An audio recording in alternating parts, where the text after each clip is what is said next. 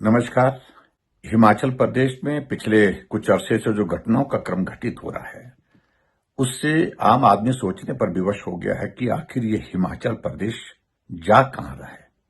अभी हाल ही में जो कानून व्यवस्था की दृष्टि से अगर हम बात कहें, विमल नेगी जी की जो मृत्यु हुई है, उसमें बहुत सारे प्रश्न। इस खबर के प्रायोजक है देश भर में सुप्रसिद्ध भूषण ज्वेलर्स, लोअर बाजार, सोलन, हिमाचल प्रदेश। आपका विश्वास ही हमारी पहचान है। Corporate digital hub, government degree college road, Kandaghat, जिला सोलन, हिमाचल प्रदेश।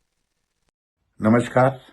हिमाचल प्रदेश में पिछले कुछ अरसे से जो घटनाओं का क्रम घटित हो रहा है, उससे आम आदमी सोचने पर विवश हो गया है कि आखिर ये हिमाचल प्रदेश जा कहां रहा है।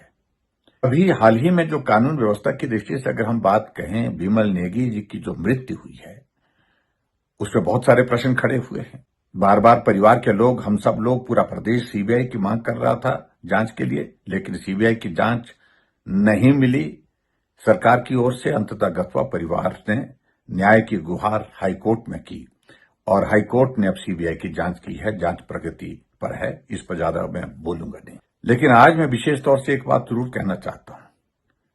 ये भ्रष्टाचार के स्मारक हिमाचल प्रदेश में कहां कहां खड़े हो रहे हैं। पेखूवाला, जिस प्रोजेक्ट को लेकर के मुख्यमंत्री ने विधानसभा के अंदर बार बार कहा कि हमने 1 साल के भी कम समय में जो है वो बिजली पैदा करके जो है वो 32 मेगावाट बिजली जनरेट करके वहां पर 25 करोड़ रुपए रेवेन्यू आएगा। लेकिन सही मायने में पेखूवाला भ्रष्टाचार के वर्तमान सरकार का एक जीता जागता सबूत है। सबूत ही नहीं, वो जीता जागता एक स्मारक है जिसका सब लोग दर्शन करना चाहते हैं। अभी एक घटना और हुई कि कालाअंब के नजदीक एक अवैध तरीके से शराब की फैक्ट्री चल रही है और लगभग पिछले 2 वर्षों से चल रही है।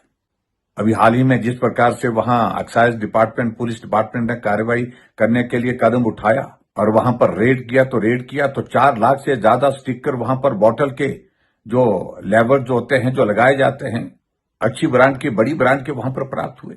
ये ईएनए कहां से लाया जाता था, कौन इसका मालिक है, कौन है ये त्रिलोक सन्स ब्रिवरी के मालिक।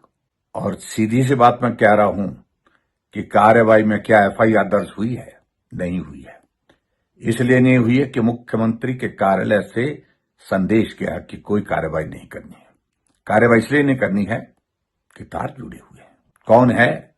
ये सारे प्रश्न बहुत सारे लोग आज पूछ रहे हैं, लेकिन आखिरकार सरकार जवाब क्यों नहीं देती है? ये सचमुच में चिंता का विषय है। अभी मैं समाचार देख रहा था कि स्वारघाट के पास से एक आलू का ट्रक पकड़ा गया, उसमें 580 शराब की पकड़ी गई है। एक्साइज पॉलिसी पर बहुत बड़ी बातें करते हैं मुख्यमंत्री। हमने इतना रेवेन्यू जनरेट कर लिया, इतना रेवेन्यू हमने प्राप्त कर लिया, लेकिन जो सच्चाई निकली, जो रेवेन्यू मिला है हिमाचल प्रदेश में, जो नॉर्मल ग्रोथ होती है रेवेन्यू की, वही रेवेन्यू हिमाचल प्रदेश में एक्साइज से आया है। आज हिमाचल प्रदेश में कोई भी शराब के ठेके लेने के लिए आगे नहीं आ रहा है। और क्यों नहीं आ रहा है? क्यों? बहुत सारे जो ठेके हिमाचल प्रदेश में जहां पर बोली ही नहीं हो पाई है। आज ऐसी स्थिति बन गई हिमाचल प्रदेश में कि शराब बेचने के लिए सिविल सप्लाई कॉर्पोरेशन को लगा दिया गया, म्युनिसिपल कॉर्पोरेशन को लगा दिया, म्युनिसिपल कॉर्पोरेशन के कर्मचारियों को लगा दिया गया, मल्टीटास्क वर्कर्स को लगा दिया गया। ऐसा तमाशा हमने कहीं आज से पहले नहीं देखा।